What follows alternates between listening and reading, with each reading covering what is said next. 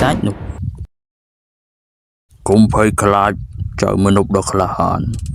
បរិសុទ្ធបិសាចនោះបានទទួលការផ្ដន្ទាទោសដែលគាត់សមនឹងទទួលហើយចចាមអារាមបានលេចចេញថាយើងជាអ្នកសម្លាប់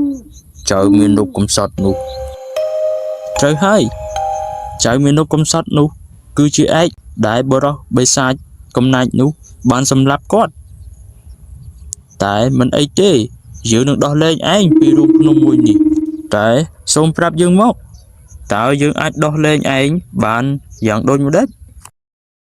ឯងត្រូវតែចូលទៅក្នុងខ្ទមរបស់មនុស្សដេរេឆាននោះពេលដែលវាកំពុងដេកលង់លក់ហើយនៅខាងក្នុងមានកន្ត្រកផ្លែឈើមួយចាប់យកផ្លែឈើដែលមានពន្លឺភ្លឺចែងចាំងបំផុតចេញពីកន្ត្រកនោះមកហើយយើងនឹងមានសេរីភាពឡើងវិញប៉ុន្តែឈប់សិនចៅមនុស្សឯងត្រូវមានការប្រុងប្រយ័ត្នបំផុតបើវាដឹងឯងនឹងត្រូវបាត់បង់ជីវិត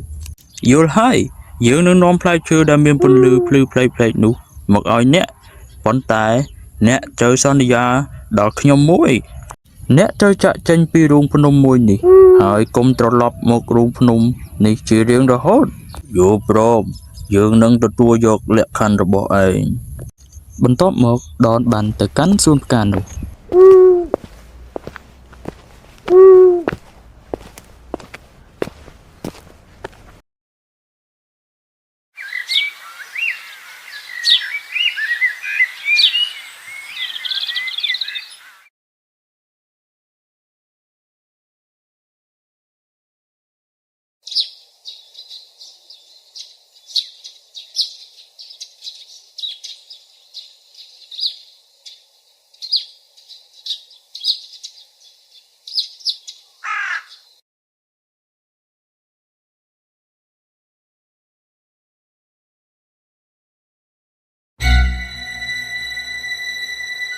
អូមានផ្លែឈើច្រើនណាស់នៅទីនេះប៉ុន្តែគ្មានផ្លែឈើណាដែលមានពន្លឺភ្លឺផ្លេកៗនោះទេនៅពេលនោះដែរដនបានសង្កេតឃើញថាបរិសុទ្ធចម្លែកនោះកំពុងត្រឡប់មកខ្ទមរបស់គាត់វិញដោយឃើញដូច្នេះដនបានលាក់ខ្លួននៅពីក្រោយទ្វារបរិសុទ្ធនោះបានចូលទៅក្នុងខ្ទមរបស់គាត់ហើយបានដេកលង់លក់នៅលើគ្រែ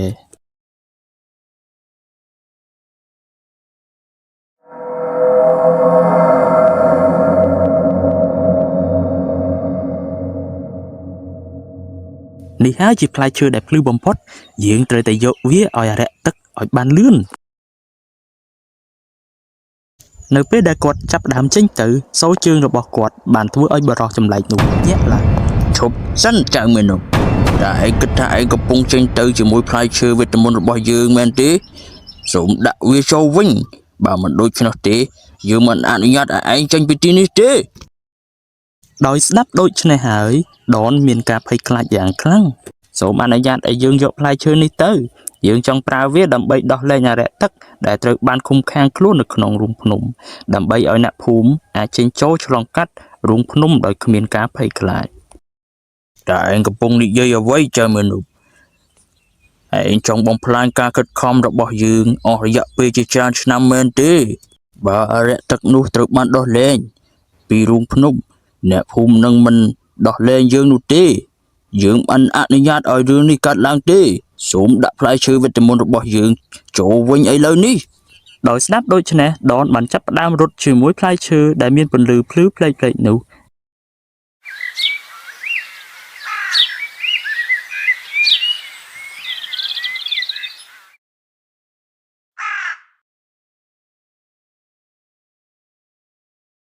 ហើយបរិសុទ្ធបិសាចនោះបានដេញតាមគាត់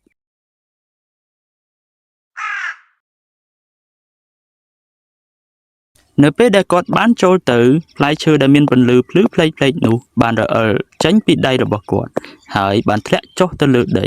ភ្លាមៗនោះវាបានប្រែក្លាយទៅជាសត្វសេកមួយដនមានការភ្ញាក់ផ្អើលនៅពេលឃើញបែបនោះហើយបរិសុទ្ធចម្លែកនោះក៏បានដេញតាមមកដល់តែឯងបានធ្វើអ្វីចៅមនុស្សឯងបានទម្លាក់ផ្លែឈើវីតាមីននេះមែនទេសត្វសេកនេះនឹងបង្ហាញនៅផ្លូវដើម្បីដោះលែងអារក្សទឹកទេយើងមិនអនុញ្ញាតឲ្យវាកើតឡើងទេ នៅពេលដែលបរិសចម្លែកនោះបានព្យាយាមវាយប្រហារទៅលើដនភ្លាមនោះស្រាប់តែមានភ្លើងឆាបឆេះទៅលើបរិសបិសាចនោះគុំភ័យខ្លាចចៅមនុស្សដ៏ខ្លាចបរិសបិសាចនោះបានទទួលការផ្ដន្ទាទោសដែលគាត់សមនឹងទទួលហើយ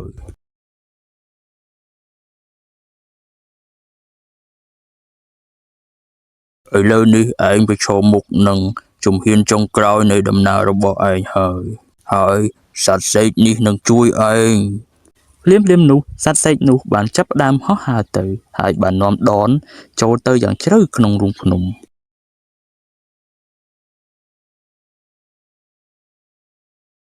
បន្ទាប់ពីដើរបានបន្តិចគាត់បានឃើញសោដែលបានអណ្ដែតនៅក្នុងខ្យល់ក្នុងចំណោមសោវិតមន្តទាំងនោះមានសោមួយដែលអាចដោះលែងអរិយទឹកបានណែចាំមើលនោះអ្នកត្រូវជ្រើសរើសសោមួយក្នុងចំណោមសោទាំងនេះប៉ុន្តែចូលចងចាំថាអ្នកត្រូវជ្រើសរើសសោដែលត្រឹមត្រូវប្រសិនបើអ្នកជ្រើសរើសខុសសោនេះនឹងបាត់បង់ជារៀងរហូត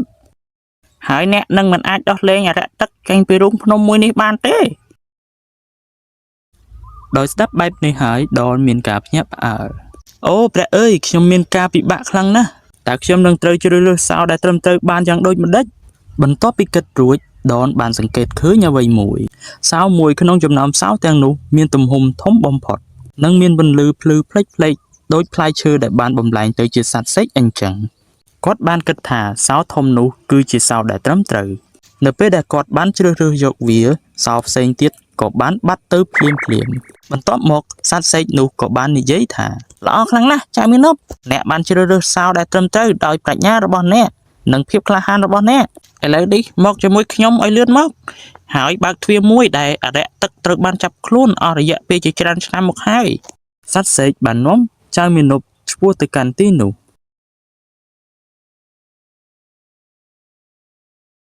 មើលទៅខ្ញុំបានយកសោវិតមន្តដើម្បីមកដោះលែងអ្នកហើយអ្នកពិតជាក្លាហានខ្លាំងណាស់ចៅមានប់ឥឡូវនេះសូមឯងដោះវិតមន្តដែលឃុំឃាំងយើងឥឡូវមកក្នុងគ្រានោះដែរដនបានបោះសោនោះឡើងទៅខាងលើវិតមន្តដែលបានឃុំឃាំងក៏បានបាត់ភ្លាមហើយអរិយទឹកទទួលបានរូបរាងពិតប្រាកដរបស់គាត់វិញយើងអរគុណច្រើនចៅមានប់អ្នកបានដោះលែងយើងចេញពីទីនេះហើយចៅមានប់អ្នកគឺជាមនុស្សដែលអង់អាចក្លាហានខ្លាំងណាស់យើងនឹងផ្ដល់អ្វីៗគ្រប់យ៉ាងដែលឯងប្រាថ្នាសូមឯងពងប្រាថ្នាមកតើអ្នកមានសេរីភាពពិតប្រាកដហើយមែនទេហើយអ្នកនឹងមិននៅក្នុងរូងភ្នំនេះទៀតទេឬនោះមានន័យថាអ្នកភូមិអាចចូលឆ្លងកាត់នៅទីនេះដោយគ្មានការភ័យខ្លាចពីបិសាចទៀតទេត្រូវហើយចៅមានប់អ្នកភូមិនឹងមិនមានការភ័យខ្លាចទៀតនោះទេយើងនឹងចាក់ចេញពីរូងភ្នំមួយនេះហើយយើងនឹងត្រឡប់ទៅពិភពរបស់យើងវិញភូមិនឹងឆ្លងកាត់នៅទីនេះដោយសេរីដោយគ្មានការភ័យខ្លាចព្រោះដោយសារអ្នកយើងត្រូវបានដោះលែងសូមអ្នកពងប្រាថ្នាអ្វីដែលអ្នកចង់បានមកយើងនឹងផ្ដល់ជូនអ្នកចៅមនុស្សខ្ញុំមិនចង់បានអ្វីពីអ្នកទេបើអ្នកពិតប្រាកដជាចង់ផ្ដល់បំណងប្រាថ្នាឲ្យខ្ញុំមែនខ្ញុំនឹងស្នើអ្វីមួយខ្ញុំស្រឡាញ់រូងផ្កានៅខាងមុខរូងភ្នំនេះខ្លាំងណាស់សូមប្រកាសឲ្យផ្លែឈើនិងផ្ការបស់វាមានផ្កាជានិច្ចនិងមិនស្រពោនស្ងួតនោះទេល្អហើយចៅមនុស្សយើងនឹងផ្ដល់ជូននៅបំណងរបស់ឯងចាប់ពីពេលនេះតទៅសួននេះនឹងស្រស់បំព្រងនិងស្រស់ស្អាតជានិច្ចផ្លែឈើនិងផ្ការបស់វានឹងមិនស្ងួតស្រពោនឡើយយើងអរគុណឯងខ្លាំងណាស់ចៅមនុស្សឥឡូវនេះដល់ពេលដែលយើងត្រូវចាក់ចេញហើយបន្ទាប់មកអរិយទឹកក៏បានបាត់ចេញពីក្នុងរូងភ្នំនោះបាត់ទៅហើយដនក៏បានដើរចេញពីក្នុងរូងភ្នំនោះគាត់បានឃើញអ្នកភូមិទាំងអស់គ្នាកំពុងជួបជុំគ្នានៅមុខផ្លូវចូលក្នុងរូងភ្នំបងប្រុសអ្នកមិនអីទេឬតែអរិយទឹកមិនបានធ្វើអ្វីអ្នកទេឬខ្ញុំមិនអីទេហើយឥឡូវនេះគ្មានអរិយទឹកនៅក្នុងរូងភ្នំនេះទៀតទេអរិយទឹកបានចាក់ចេញទៅជារឿងរហូតហើយតើអរិយទឹកបានទៅណាអរិយទឹកដែលអន្តងហៅអ្នកភូមិឲ្យចូលទៅក្នុងរូងភ្នំនោះដនបានប្រាប់អ្នកភូមិអំពីរឿងរ៉ាវដែលបានកើតឡើង បន្ទាប់ពីស្ដាប់សាច់រឿងរួចអ្នកភូមិមានសេចក្តីរីករាយជាខ្លាំងបន្ទាប់មកពួកគេបាននិយាយទៅកាន់ដនថាដនឯងពិតជាក្មេងប្រុសដ៏ក្លាហានមែនដោយសារតែឯងអរិយទឹកត្រូវបានដោះលែងចេញពីការឃុំឃាំងនៅក្នុងរូងភ្នំឥឡូវនេះពួកយើងអាចចូលទៅក្នុងរូងភ្នំដោយគ្មានការភ័យខ្លាចទៀតទេហើយសូម្បីតែអាចកំបាំងនៃការស្លាប់របស់ឯងក៏ត្រូវបានលាតត្រដាងដែរ